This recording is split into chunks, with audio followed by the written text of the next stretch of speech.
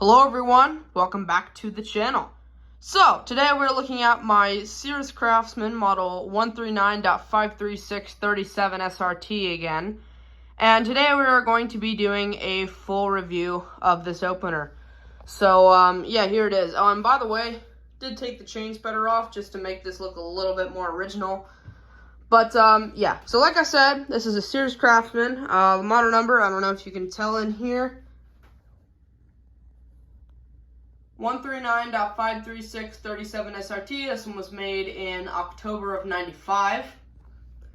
So, yeah, I did not get the original light lens for it. This is a newer one, but yeah, they would have had a light lens. Obviously, this is a chain drive opener. This would have came with a 3-piece T-rail. I'm using the much better 1-piece T-rail. But, yeah, and this also would have came with a half chain, half cable, and not a full chain. So, yeah, here's what the trolley looks like. They use the same trolleys for the 3-piece rails as well. There's your chain adjustment. You turn this nut down towards the floor, and then you turn this towards the floor to tighten and towards the ceiling to loosen, depending on which way you need to tighten or loosen the chain. So, yeah, this is a 1/2 horsepower opener. Obviously is an AC motor. This one does require sensors. It would have came with these Generation 1 sensors and a 4-1A button just like this. So, yeah, there's a little sprocket cover up here. So you can just take that off. There's the sprocket that the chain goes around. Whoops. There we go. Here's your wiring. White wire for the wall button, or no, sorry, the black wire for the wall button goes on terminal 1. You have the 3 white wires going on terminal 2, and then the 2 black sensor wires going on terminal 3. So, yeah, this one is a billion code board. There are your force adjustments, so you turn those depending on how hard the opener needs to pull to get the door up or down. And then there's your limit adjustments, so you turn the screws depending on which way it needs to go, whether it needs to go, you know, up more, up less, or down more, down less. You just turn those depending on that. So yeah, this one has a bad board. I can't program remotes to it. Not sure what the original remote with this, well, not sure what the original remote would have been to this, but yeah, let's go ahead and run it. Here we go.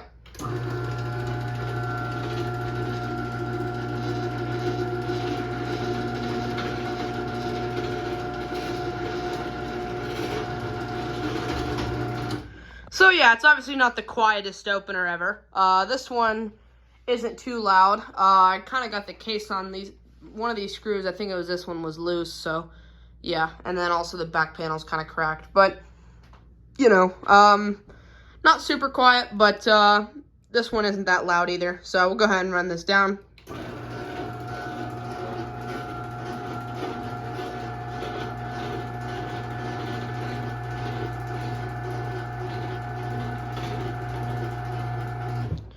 Yeah, most of the noise is just chain noise as well. Also, this trolley vibrates a little bit. But, yeah, so I don't have this connected to a garage door. If I did, the door would be connected to this door arm right here. To release this, you just pull down and out on the trolley. And you can see there's a little bit of a gap in this arm piece right here. And you see how this spring is stretched out. So there's your inner trolley. And if it's stretched like that, it won't go through here. So you have to pull this back. See how the little gap goes inside? Now it will connect to that. Knock the cord off this mirror here. That's okay. We'll go ahead and run this again. And here we go.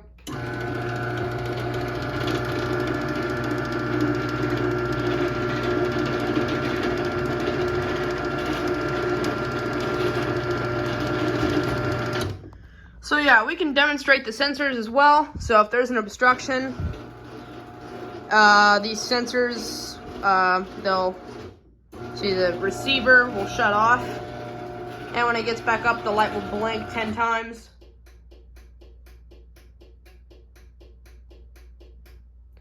So yeah, that's what it does. With the force, if something hits it, you should, if it's not stopping to the force, you should turn these down. And if it's seems like it's not running at all, or if it just runs a couple inches and then stops, you might want to turn these up. And if the light's not blinking, yeah, you'll want to turn these up. So yeah, go ahead and run this back down. Like I said, if the force is tripped, it'll do the exact same thing where it'll stop. It's just that the light won't blink when the force is tripped. So we'll run this down. Here's the cable pulley right there.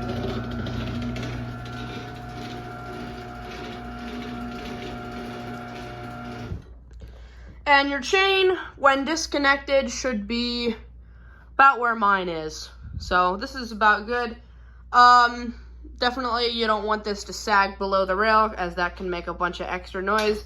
And you don't want this to be, you know, too tight. If it doesn't have any bow in it, then it's too tight and it can cause wear on the sprocket. So yeah, should have, if we look back here, should have a little bit of a bow in it, but shouldn't be below the rail. So yeah, to take the case off, there's 4 flathead screws. Yeah, they use flathead screws on this one, whereas all the newer LiftMasters have Phillips head. So that's kind of interesting there. There's 2 screws on the back, then there's 2 screws on the front, kind of in the same place there.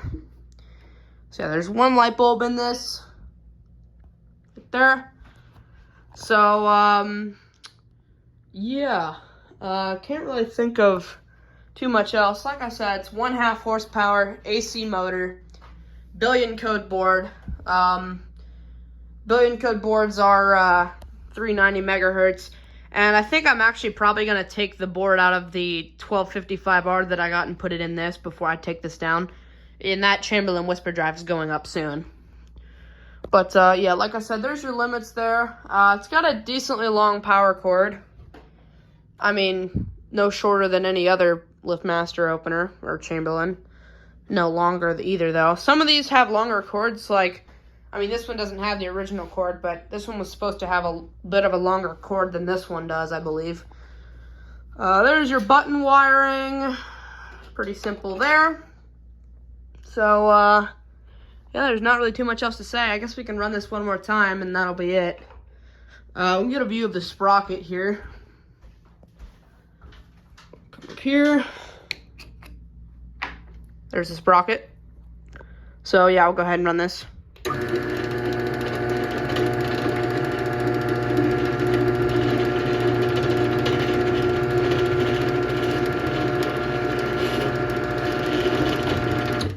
One thing that can also happen is this sprocket can break off and the gear that drives this sprocket can strip out.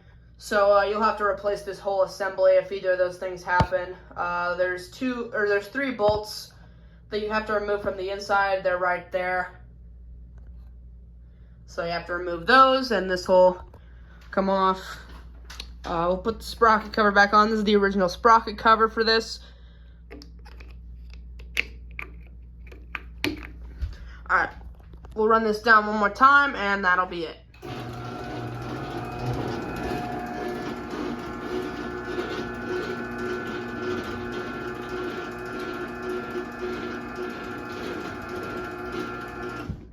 So yeah, there you go. It's the Sears Craftsman review, 139.53637SRT, made in October of '95. So yeah, there you go. That is the Sears. Gonna take this down probably, hopefully this weekend. If I don't get to it this weekend, might have to stay up for another week because I'm pretty busy throughout the school week. But, yeah, there you go. That's a Sears Craftsman review. Thank you guys for watching. Comment, like, and subscribe, and I'll see you in the next one. Peace.